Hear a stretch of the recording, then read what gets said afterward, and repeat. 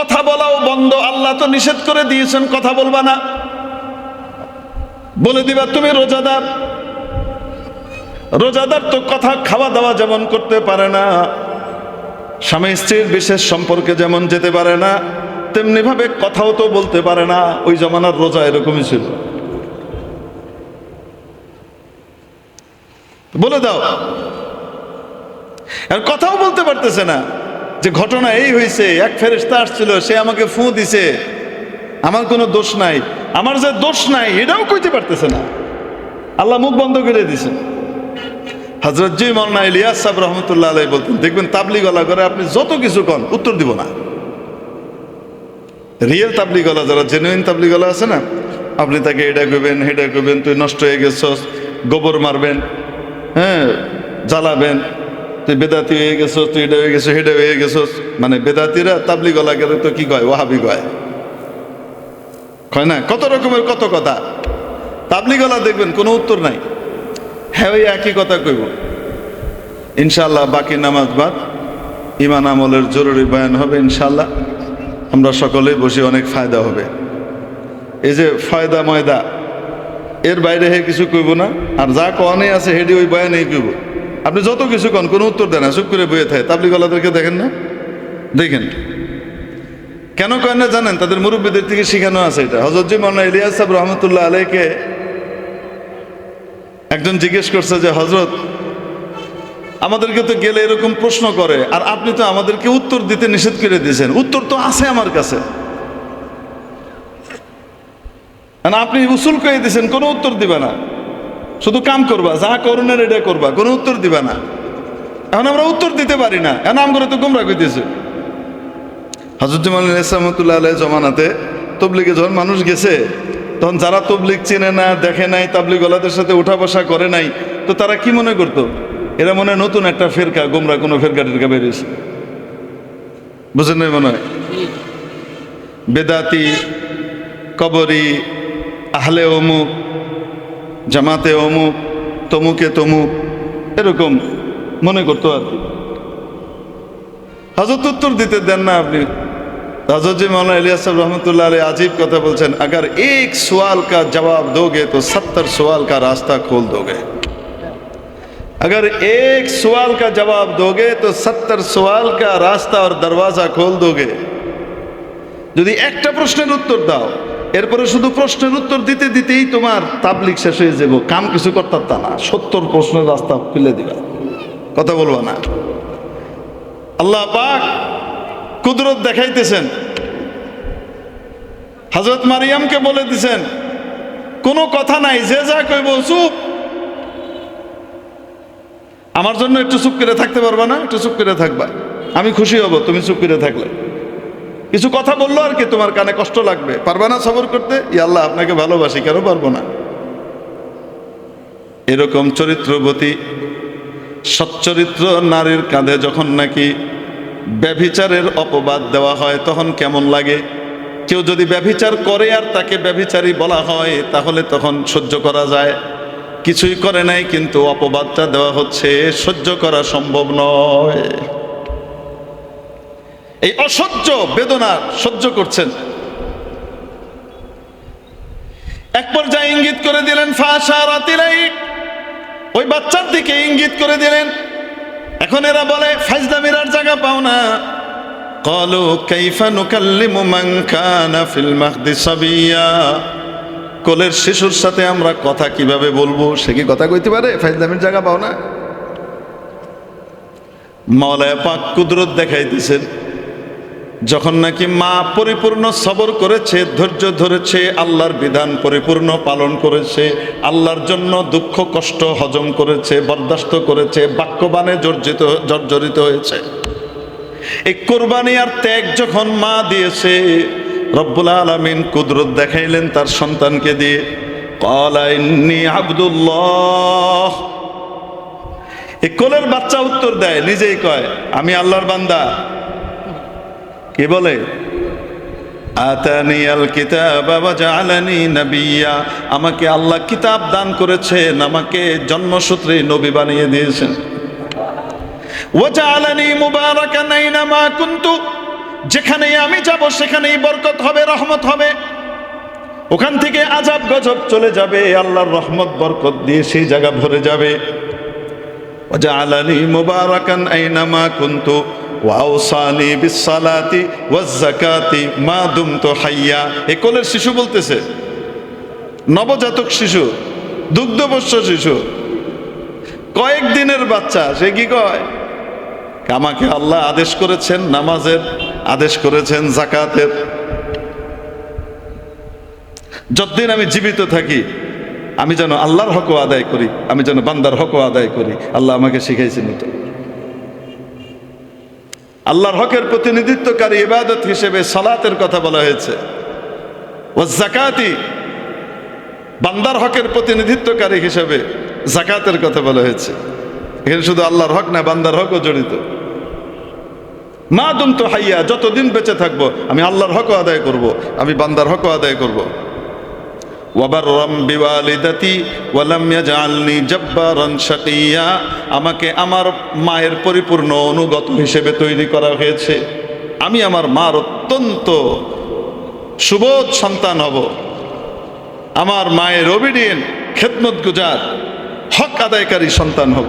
এই আদেশ দিয়ে আল্লাহ আমাকে পাঠিয়েছেন। কে কয়? আসতে বলেন।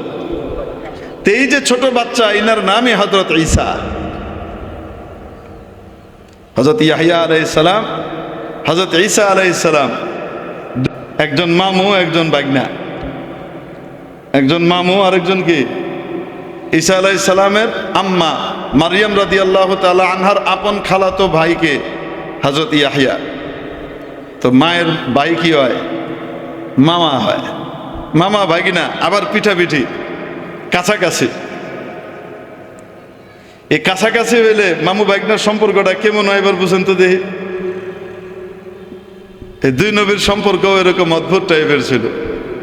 মজার ব্যাপার, এই দুই নবী দুনিয়াতে বিয়ে করেন নাই। এই মামু ভাগনার দুইজনের একজনও কি করেন নাই। মামু তো আবিয়াতেই দুনিয়া থেকে চলে গেছেন, হাসেব ছিলেন। আর ভাগনা আসমানে আল্লাহ যখন উঠায় নিছেন 33 বছর বয়সে, ততক্ষণ পর্যন্ত তো বিয়ে করেন নাই। তবে যখন ইমাম মাহদির জমানায় আবার আসমান থেকে দুনিয়ায় নেমে আসবেন, তখন এসে উম্মতে মুহাম্মদের একজনকে বিয়ে করবেন। বিয়ে করার পরে তাদের ঘরে কয়টা সন্তান হবে সেটাও আল্লাহ পাক বলে দিয়েছেন আল্লাহর নবীর মাধ্যমে। জানতে মনে চায়?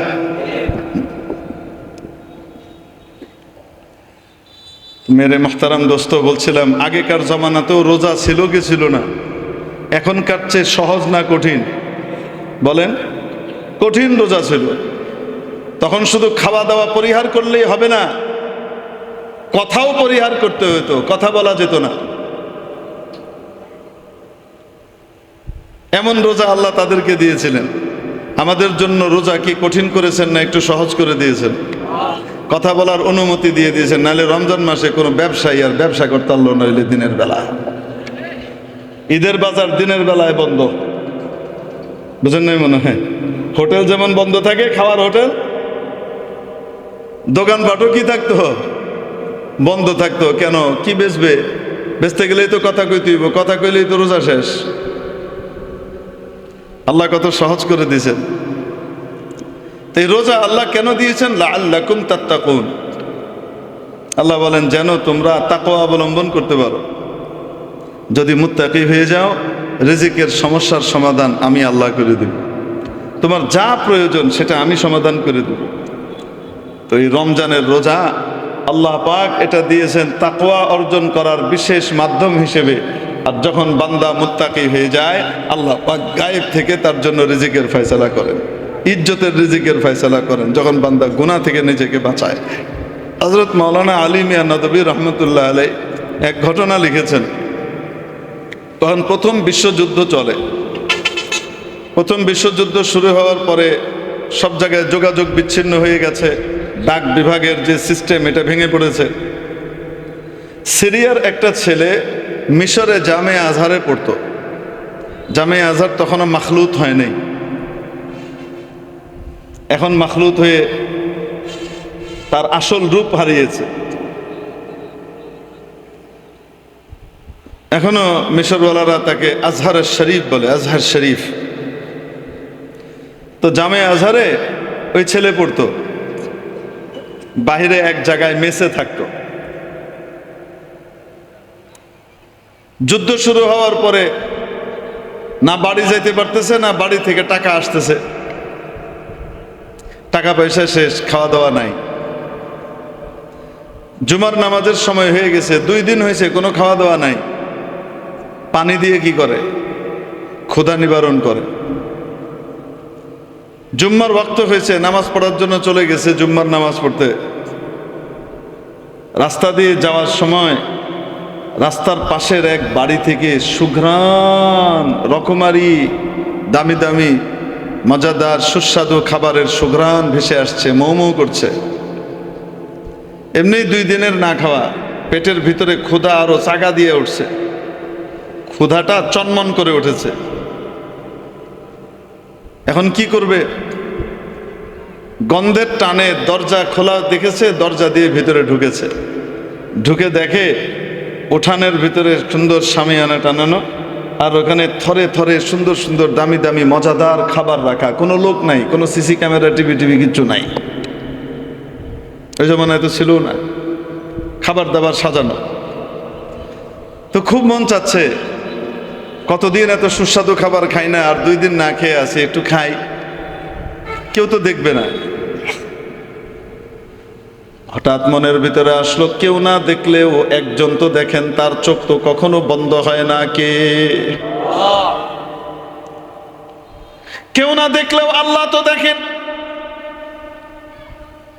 এই খাওয়া তো চুরি হবে, কিয়ামতের দিন জবাবদিহি করা লাগবে। কোত্থেকে জবাবদিহি করব?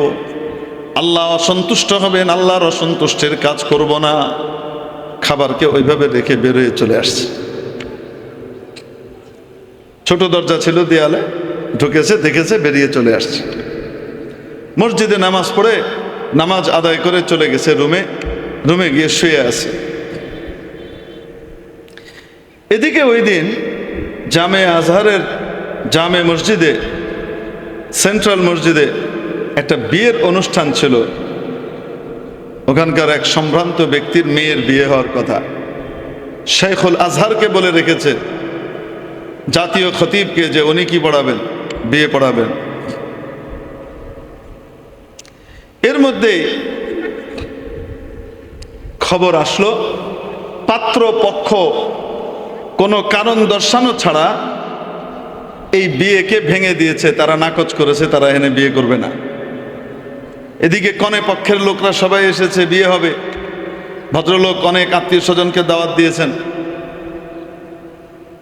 এখন কনের বাবা যখন দেখলেন যে বিয়ে হচ্ছে না, পাত্রপক্ষ বরপক্ষ আসে নাই, এটা একটা 2 নম্বরই।